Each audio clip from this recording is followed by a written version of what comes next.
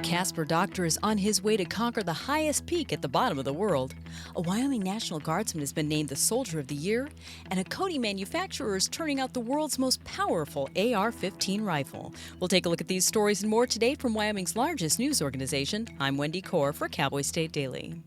As most people start recovering from their holiday hangovers Tuesday, making returns and hitting after-Christmas sales, Casper sports medicine specialist and mountaineer Dr. Joe McGinley is on his way to try and conquer his sixth of the tallest peaks on each of the 7 continents.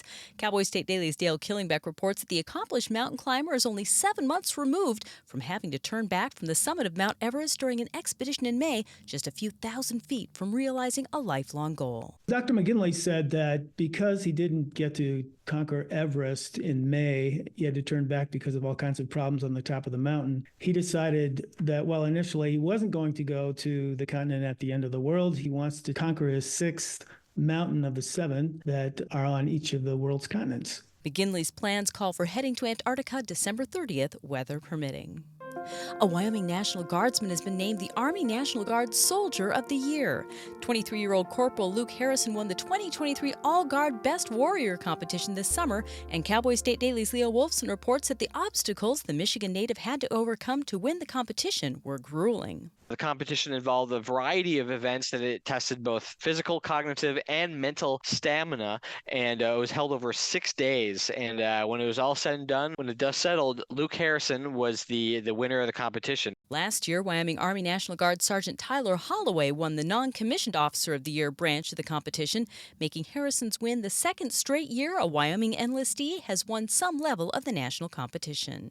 An archaeological excavation of Evanston's historic Chinatown, a community that was built in 1868 and burned in 1922, has so far turned up more than 300,000 artifacts. Cowboy State Daily's John Thompson reports that the digs started over 30 years ago. Well, they were miners and railroad workers in the late 1860s, and then the Chinese Exclusion Act was passed, and so that put the brakes on any Chinese immigration, and the population just slowly dwindled. And so by 1922, there were very few Chinese left in Evanston from a population of nearly 500 at one point. Dr. Dudley Gardner, an archaeologist and historian with Wyoming State Parks, said the researchers and historians working on the Evanston Chinatown project have collected so much data that he probably won't live to see the end of the research.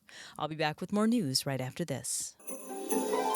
The weather is turning oh so frightful this time of year, but those excavation projects, they will persevere. I'm Jan Warren for One Call of Wyoming, here to remind you that no matter how big or how small your digging project is, contacting 811 2 full business days before you begin is required by state law.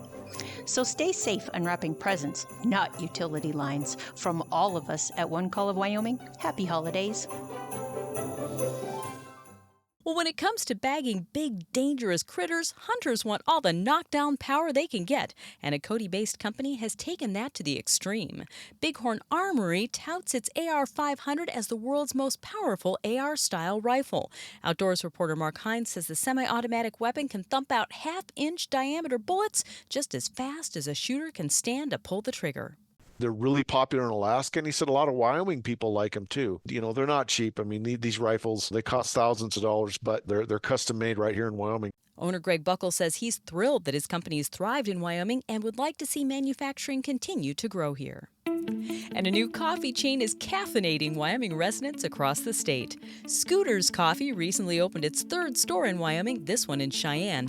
Cowboy State Daily's Renee Jean spoke to the owner, Rayanne Jeffries, who says she and her husband are capitalizing on the love affair that Wyomingites have with coffee. It's a rising national trend. There are all these coffee shops coming all over the place.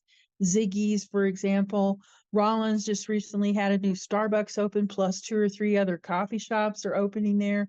Coffee is really having a moment in America. I think 68% of Americans drink more coffee than they drink any other beverage. The Jeffries have purchased the rights to open 12 to 17 more Scooters stores, in addition to the stores that are already operating in Casper and Gillette, so there's a good chance that they'll be popping up in other communities across the Cowboy State.